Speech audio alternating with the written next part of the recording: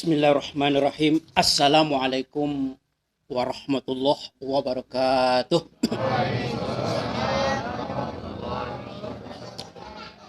Alhamdulillahi wahdah, sadaqa wa'dah, wa nasra abdah. Ashhadu an la ilaha illallah wa ashhadu anna Muhammad ibni Abdillah wa ala alihi wa ashabihi wa man tabi'ahu wa wala amma ba'd. Yang kami muliakan segenap para alim ulama, seluruh tokoh masyarakat, sohibul bait, dan bapak-bapak, ibu-ibu, kaum muslimin, muslimat yang dimuliakan oleh Allah Subhanahu wa ta'ala. Alhamdulillah, puji dan syukur kita haturkan kehadirat Allah yang maha ghafur. Dengan selalu bersyukur, maka Allah akan menjadikan kita hamba-hamba yang mujur dan insan manusia tafakkur. Salawat dan salam semoga tercurah kepada Nabi yang masyhur, Rasul yang mempunyai sifat amanah, fatonah, tabligh dan jujur. Nabi yang telah membimbing kita semenjak kita berada di alam leluhur sampai kita berada di atas shiratal mustaqim yang terbujur. Dialah Nabi Muhammad. Hadirin, sesuai dengan apa yang disampaikan oleh protokol kita tadi, bahwasanya hari ini adalah hari takziah. Kita orang Islam dengan jujur berkata telah meninggal dunia. Yaitu bahasa wak nanti orang meninggal dunia, telah meninggal dunia. Kita tidak menyebut orang tersebut telah mati fulan bin fulan, tidak. Tapi yang kita katakan apa, Bu? Telah meninggal dunia. Ini adalah bahasa yang jujur. Bahwasanya seluruh kita ini akan meninggalkan dunia. Kalau dalam bahasa pesawat Garuda take off jam 8 dari Bandara Minangkabau menuju Bandara Soekarno-Hatta dan akan landing pada jam 10 di Jakarta Soekarno-Hatta. Kira-kira, Bu, apa pekerjaan pesawat ketika berada di Bandara Minangkabau dan ketika berada di Bandara Soekarno-Hatta? Apa pekerjaannya? Membawa penumpang, menurunkan penumpang, ya kan? Artinya pesawat itu tidak diam di Bandara Soekarno-Hatta. Nah, kalau kita ambil dari tamsil dari perjalanan pesawat ini, tadi pagi almarhum Bapak Irwanda Budi Putra bin Ahmad Khotib Sultan Rajo Endah meninggal dunia. Kita berkata dia meninggalkan alam dunia. Apa, Bu, bahasanya, Bu? Meninggalkan alam dunia. Manusia ini dihidupkan oleh Allah di 7 alam. Pertama, kita hidup di alam leluhur. Di alam leluhur ini kita hidup selama 200 tahun. Jadi ini ibu-ibu, bapak-bapak ini, cucu-cucunya sudah ada. Yang sekarang hidup di alam leluhur. Kemudian setelah manusia hidup di alam leluhur, pindahlah ke alam kandungan. Kita hidup di alam kandungan sekitar 9 bulan. Tapi di zaman sekarang ada orang yang hidup di alam kandungan 2 bulan, 3 bulan sudah dibunuh. Na'udzubillahi min. Lalu setelah hidup kita 9 bulan di alam kandungan, kita pindah ke alam yang mengerikan, menyusahkan. Namanya alam dunia. Sekarang ini kita hidup di mana, Bu? Ini alam yang susah, menyusahkan. Kalau dalam bahasa Al-Quran, khuliqal insan halu'an jazu'an. Siapapun yang terlahir ke alam dunia ini, apapun status sosialnya semenjak dari orang melarat sampai konglomerat, apapun pekerjaannya semenjak dari tukang sayur sampai insinyur, seluruhnya merasa susah. Ketika kita lahir ke alam dunia, bayi itu menangis. Lain tidak bayi ketika lahir ke alam dunia ketawa, Bu. Leo? Dan ada atau apa? Menangis. Kalau bayi tidak menangis keluar, Bu, itu berarti bayi sakit. Cuman itu adalah falsafah dalam kehidupan manusia. Ketika manusia lahir ke alam dunia ini, dia sudah melihat, oh itu orang cantik susah. Oh itu orang jelek juga susah. Kalau orang rancak ya Bu yo, ini susah mati juga rancaan. Iya. Kalau nak ke dandan balu bantu ada bikowe, balu bantu. Orang buruak pun juga begitu. Iya. Serba susah. Orang kaya susah. Bu jangan sangka orang kaya itu enak hidupnya, tidak. Ada orang kaya di Depok itu, Bu. Punya minimarket 3. Rumah kontrakannya 1 tahun 250 juta. Saya ketika bertemu orang kaya ini, dia mengeluh. Ustaz, ada apa Pak Haji? Tuh, tanah di sini tuh di gadang, murah. Astagfirullah, awak baru beli tanah lo di Depok. Itulah susah nih Bu. Mencari tanah gadang Bu, susah. Coba tanya lo Pak Haji, awak ke rumah Pak Haji. Go. Oh, ke rumah lo Ustaz. Jam 1 awak alun-alun. Ibu-ibu jam berapa lalu, Bu? Hah? Jam 9 makan buah, Bu. Itu orang kayo, Bu.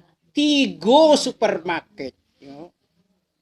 Banyak lo rumahnya jam 1 alun-alun. Jadi sanangnya Ibu di kampung aja, Bu ya. Nampak Bu Pak Haji itu jam 1 kok alun-alun. Itulah maetong aleh. Galih hapo bisuak nang kabali, baleh galih hapo lo bisuak nang kurang. Itu artinya orang kaya pun juga susah. Sesuai dengan firman Allah, khuliqal insan halu'an jazu. Lalu kita terlahir ke alam dunia ini. Tujuan kita ke dalam dunia adalah wama khalaqtul insan wa ma khalaqtul jinna wal insan illa. Tadi pagi almarhum meninggalkan kita. Artinya almarhum hanya meninggalkan alam dunia dan pindah alam ke alam barzah. Jadi ini anaknya yang mana nih anaknya? Engkau. Itu apa nak mati royo? Ngenge. Meninggalkan alam dunia, tidak mati ya Pak. Manusia ini tidak ada yang mati. Yang mati itu adalah jasad kita. Tapi ruh abadal abidin tidak pernah mati. Nanti di alam barzah ini casing nih, Bu. Tangan ini casing. Wajah ini casing. Berasal dari tanah. Berasal dari tahu, tempe, terigu. Dan dikembalikan lagi ke tanah. Masuk ke alam barzah. Dibuatkan casing yang baru. Yang tahan hidup. Semenjak dari alam barzah sampai terjadinya kiamat.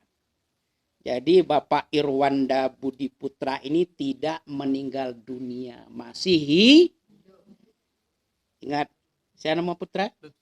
Lutfi, ingat. Bapaknya ini masih hidup. Pak Ustadz, apa sih yang perlu kita berikan kepada almarhum?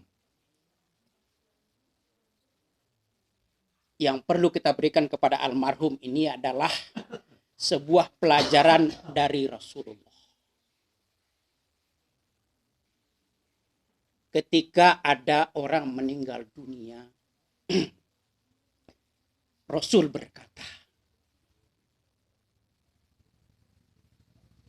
apa kata Rasulullah? Wajabat lahul jannah. Lalu ada lagi jenazah yang meninggal dunia. Rasul tetap bersabda, wajabat alaihin nar. Ketika ada jenazah lewat, Rasulullah bersabda, oh itu jenazah masuk ke dalam surga. Lalu ada lagi jenazah yang kedua lewat, oh itu jenazah masuk ke dalam api neraka. Kira-kira ibu bertanya nggak ini? Kenapa kata Rasulullah itu jenazah yang pertama dikatakan masuk surga, jenazah yang kedua dikatakan masuk neraka? Apa jawaban Rasulullah kira-kira, Bu? Alun tahu lah. Alun sampai kaji situ lah. Ya Pak. Yang pertama kata Rasulullah, ketika engkau berkata, oh itu Pak Irwanda yang meninggal dunia. Sholatnya bagus. Meninggalnya hanya sakit perut. Oh dia begini. Sebutin Bapak itu meninggalnya bah cara-caranya. Amalan apa nan dilakukan selama dunia kena rancak. Ingat. Sampai yang jemaahnya coba. Suka menolong terus. Sedekah. Sembahyang jemaah. Istrinya mah istrinya. Coba ibu ngecek lah segetek bu. Apa kerjaan almarhum nan rancak-rancak bu. Nggak boleh namburuak diceritakan.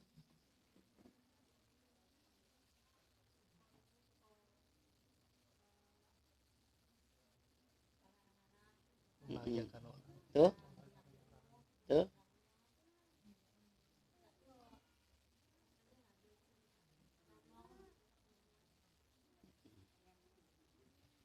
Coba tetangganya nan tahu.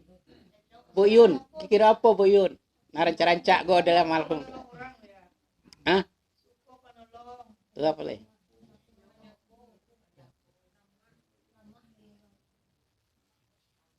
Ya. Itu nang kawan hari almarhum saya kok. Papa don ada. Coba Pak cari tuh seketik Pak. Apa cerita nanu rancak almarhum?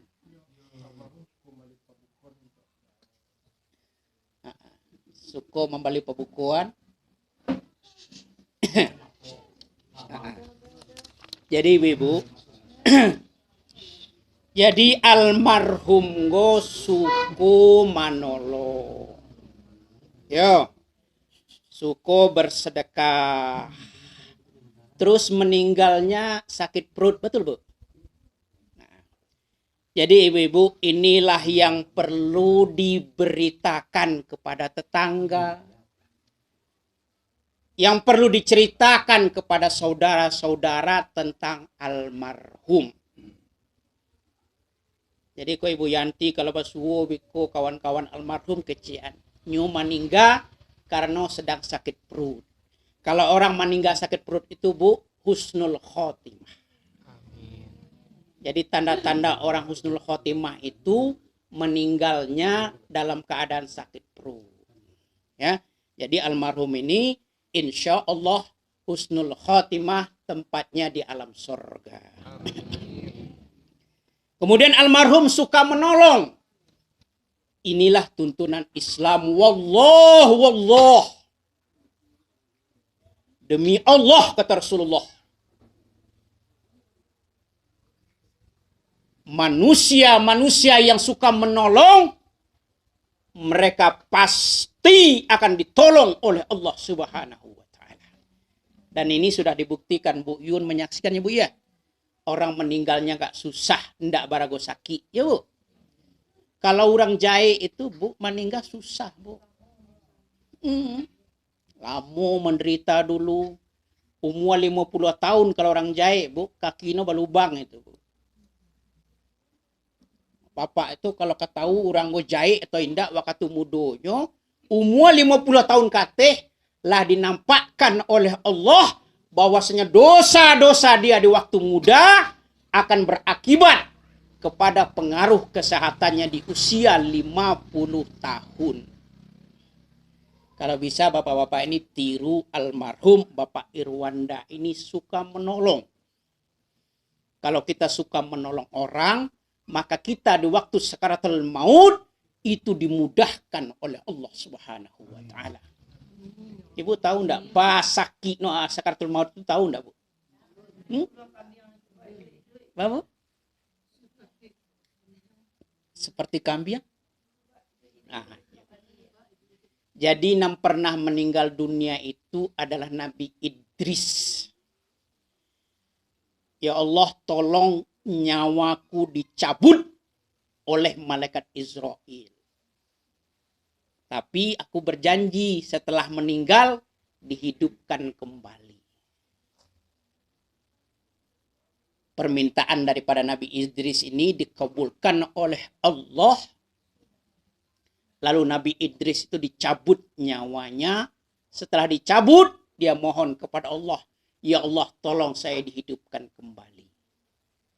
Orang-orang bertanya, bagaimana wahai Idris ketika engkau dicabut nyawanya? Seorang nabi, orang yang soleh, orang yang baik, ketika meninggal dunia dia berkata, saat nyawa ditarik dari jasad kita ini, rasanya seperti dikuliti.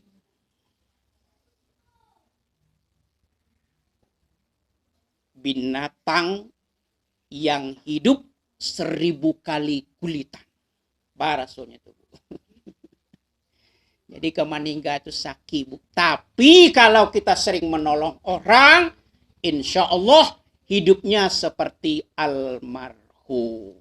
Jadi ibu-ibu kini praktekkanlah sabda Rasulullah itu, wallah fi aunil abdi madamal abdu fi auni akhihi. Nah hadirin, kita ingin tahu nih, almarhum dikubur di mana? Di belakang masjid. Hah? Belakang masjid. Di belakang musaji. Besok bawa ayam hitam atau kucing hitam. Bah itu Ustaz, kok kucing hitam, Ustaz? Kalau kau ingin tahu almarhum itu aman atau tidak di alam kubur, kucing hitam, ayam hitam, atau binatang-binatang yang mempunyai insting yang tajam bisa memberikan informasi kepada kita. Jadi Bu, di Jakarta itu ada kuburan batu. Di kuburan batu itu ditanam atau dikubur 2 manusia yang berzina dalam satu lubang. Bahasanya disebut mati dempet. Lagi di Sikona tuh, Bu, orang mati dempet, Bu. Di Jakarta itu ada orang mati dempet. Mati malake kalau bahasa Jawanya, ya. Mati malake. Ketika dia berzina, lalu Allah memberikan azab. mata bisa bergerak, kepala bisa bergerak, kaki bisa bergerak, tapi anggota yang di tengah-tengah tidak bisa bergerak. Datang suaminya melihat istrinya di dalam kamar berdua dengan orang lain. Dia melakukan justice, pengadilan. Dipukul habis-habisan laki-laki itu. Berdarah-darah, sehari ditunggu masih dempet. 2 hari ditunggu masih malake. Kemudian oleh Sohibul Bait atau tuan rumahnya bagaimana ini? Badan sudah berdarah-darah, tapi tetap dalam keadaan dempet. Akhirnya datanglah tokoh masyarakat. Ini sudah azab Allah. Ada 2 di dunia ini azabnya kes. Orang yang durhaka kepada ibu bapaknya dan orang yang berzina, ini azabnya kes. Langsung diberikan oleh Allah di alam dunia. Kata ulama ini sudah azab Allah. Lakukan saja suntik mati. Akhirnya 2 mayat ini, 2 manusia ini disuntik mati. Kemudian setelah meninggal dunia diperintahkanlah dokter, tolong dok berikan bedah. Disiapkan pisau yang paling tajam, dicubuan ke batang pisang, pisau itu tajam.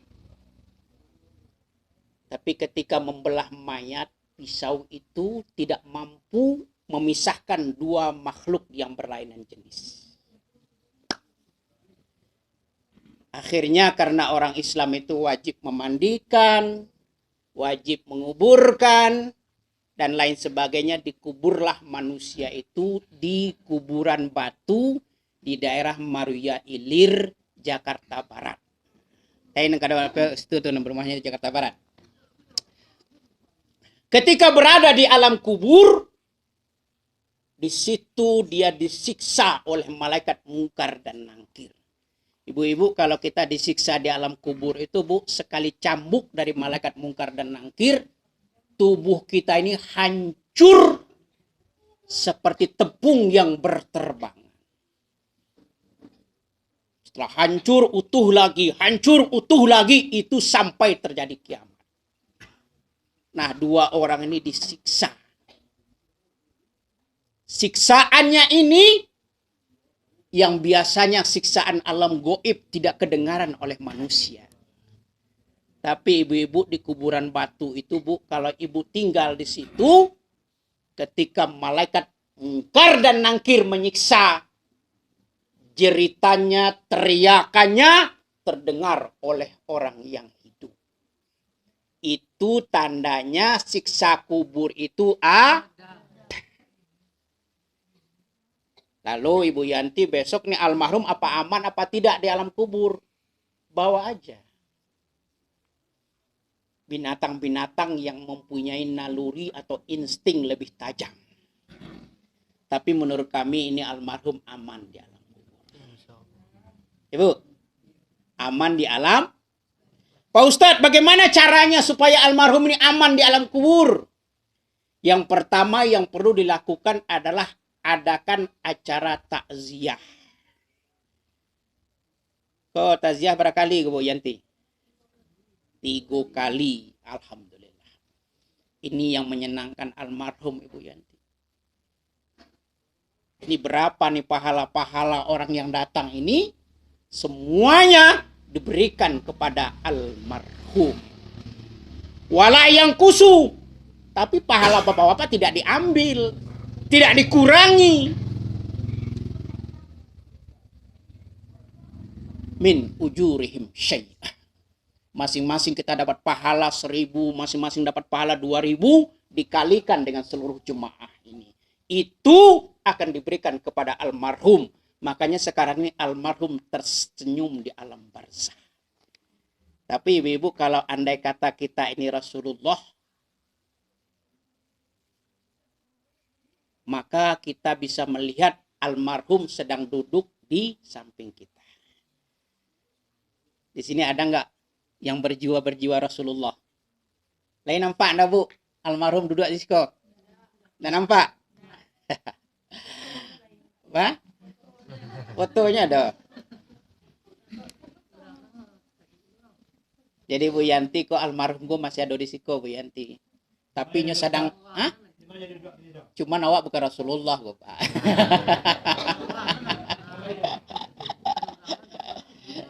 Ya. Jadi almarhum ada di tengah-tengah kita sekarang ini. Sebab apapun kebaikan yang diniatkan oleh sahibul bait, oleh alil bait kepada almarhum, dia akan datang dan bergembira. Jadi Bu, di alam kubur itu Bu, ada ceritanya yang merupakan kisah nyata dari seorang waliullah. Waliullah melihat ada almarhum bergembira. Ketika dia bergembira, dia bertanya, kamu kenapa bergembira? No, anak saya si Lutfi. Lutfi namanya tadi. Anak saya tadi si Lutfi baca surah Yasin, diniatkan untuk saya. Oh, senangnya hati saya, ya Allah. Ya Allah. Kemudian dia bermimpi lagi melihat almarhum itu tamanuang-manuang di alam kubur. Ditanya lagi oleh dia, Pak, mengapa tamanung-manuang, Pak? Itulah. Pak Irwan itu dapat kiriman pahala bacaan Quran dari anaknya, dari jemaah. No. Ambo nak dapat apa-apa, doni sedih hati. Jadi tadi awak membaca surah Yasin itu, Bu, berguna kata Rasulullah, mangqara'a surah Yasin. Barang siapa yang membaca surat Yasin, diniatkan. Nah, tadi lewat niatkan tuh, Bu. Hah? Enggak. Nah, tadi niat untuk almarhum sudah, Bu. Tadi lewat niatkan. Lai tahu almarhum tadi namanya tuh. Niatnya tadi saya baca surah Yasin, niat untuk almarhum Irwanda bin Ahmad Khotib. Besok itu dibacanya, Bu, yo. Protokol buku besok. Siap-siap lu protokol. Bahasa Bu mana namanya tuh, Bu, supaya spesifik. Oleh baca tadi. Nah, insya Allah. Jadi Ibu-ibu, besok dibacakan selanjutnya. Saya membaca Yasin atau kita membaca Yasin ini niatnya untuk almarhum Bapak Irwanda Budi Putra bin Ahmad Khotib. Kalau itu yang kita lakukan, khuffifa. Andai kata dia diazab di alam kubur, maka kuburannya tersebut atau bacaan surah Yasin yang kita baca akan menjadi pilar-pilar atau benteng-benteng di alam kubur. Jadi kuburannya insya Allah akan dijadikan oleh Allah kalau dibacakan surah Yasin, rodoh Riyadil Jannah, taman seperti tamannya surga. Lalu Pak Ustadz, apakah kita yang membaca ini dapat pahala? Oh, tentu. Ibu, kalau kamu dapat pahala paling gadang, Bu, paling gadang pahala itu membacakan Yasin untuk orang yang sudah meninggal dunia. Jadi kalau ada kuburan-kuburan orang soleh datang, Ibu. Sebab pahalanya berapa, Pak Ustadz? Subhanallah. Mangqara Yasin, barang siapa yang membaca Yasin untuk almarhum atau almarhumah, dia akan mendapatkan pahala sebesar pahala orang yang berada di alam kubur.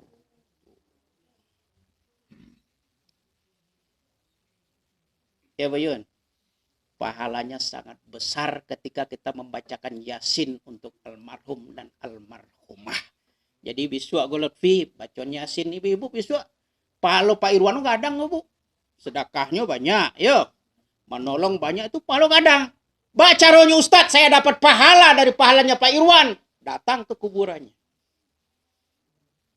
Bacakan surah Yasin, tuntunan Rasulullah. Mangqara'a Yasin inda ziyaratil kubri. barang siapa yang membaca surah Yasin ketika datang ziarah kubur, maka dia akan mendapatkan pahala sebesar pahala almarhum atau almarhumah. Dan almarhum yang dibacakan surah Yasin, segala dosa-dosanya akan diampuni oleh Allah Subhanahu wa taala. Cara yang pertama takziah, cara yang kedua untuk membantu almarhum baca surah ya. Cara yang ketiga gimana Ustadz membantu almarhum? Caranya adalah menyaksikan, mengatakan, mengabarkan tentang almarhum yang baik-baik. Jadi ketika Rasulullah tadi bersabda, oh itu almarhum masuk surga. Kenapa ya Rasul?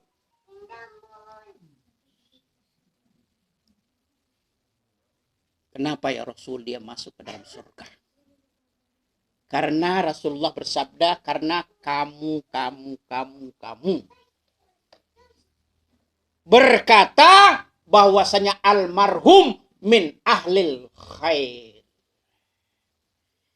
Jadi kalau ibu gue mengece, almarhum itu orang elok. Almarhum itu suka menolong. Almarhum itu suka sedekah. Ya bu. Apalagi almarhum meninggal sakit paru itu insya Allah husnul khotimah. Kalau itu nanti kecean bu. Rasulullah bersabda wajabat.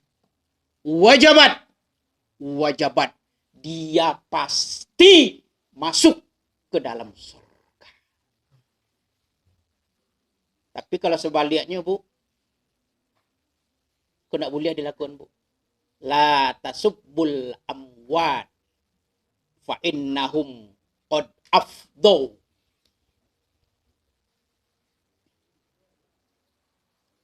Janganlah kamu menyebut-nyebut kejelekan almarhum. Ya Pak. Jangan membicarakan kejelekan almarhum. Tidak boleh. Badoso hukumnya. Haram hukumnya menceritakan kejelekan almarhum. Dalam yang lain Rasulullah bersabda la tasubbud dika fa innahum yughizuka lis-shalah. Janganlah kamu menghina ayam jantan. Jadi itu perumpamaannya bu, menghina ayam saja tidak boleh bu. Apalagi kita menghina manusia, itu sangat dilarang oleh Allah Subhanahu wa taala. Nah, hari ini supaya almarhum tenang di alam kubur, Bu. Kalau nanti saya sebut Pak Irwanda Bundi Putra bin Ahmad Khotib, orang yang baik, sama-sama Ibu menjawab khair ya, Bu. Bisa enggak, Bu? Khair itu artinya baik. Ya, Bu ya. Kenapa begitu, Ustadz? Karena Rasulullah bersabda, antum syuhada'ullah fil ard. Kita ini Bu, tetangga, saudara, nenek, dan lain sebagainya, itu adalah saksi-saksi yang akan meringankan langkah almarhum di alam kubur. Jadi kalau nanti saya sebut annahu min al-khair, jawabannya apa Bu? Khair. Khair artinya apa Bu? Baik. Baik. Jadi Ibu menyaksikan bahwasanya almarhum ini orang baik. Kenapa begitu Pak Ustadz? Karena Rasulullah itu nggak mau Bu umatnya disisa di alam kubur, nggak mau Bu, nggak mau Rasulullah itu umatnya disisa di alam kubur.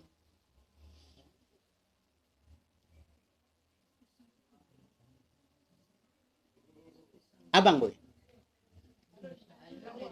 Itu mengarang.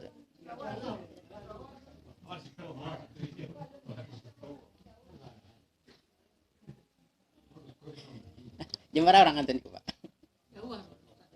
Tunggu santai Bu ya, azan Bu ya. Hormati azan Bu.